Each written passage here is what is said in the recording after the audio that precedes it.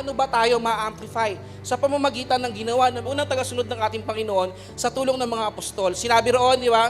They learn how to engage sa mga practices ng church, sa mga gawain ng ating Panginoon. If you want to be amplified, kung gusto mong mapalakas, huwag mong kaliligtaan yung mga gawain ng Panginoon. If you want to amplify, you have to elevate your thoughts sa ating Panginoon, nang sa ganun mas lalo tayo makasunod sa ating Panginoon. Marami po kasi hindi talaga nakakasunod sa ating Panginoon kasi nga sa totoo lang, ang tingin nila sa Panginoon, tagapagligtas lamang. Okay? Pero pag nilakihan natin, tinaasan natin ang tingin natin sa ating Panginoon, kasunod na nito yung ating pagsunod sa Kanya. Okay?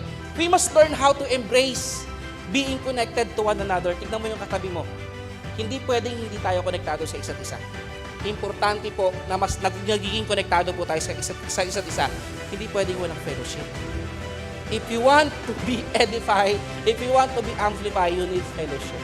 Kailangan mo ng fellowship. Pwede bang sabihin natin sabay-sabay? Kailangan ko ng fellowship.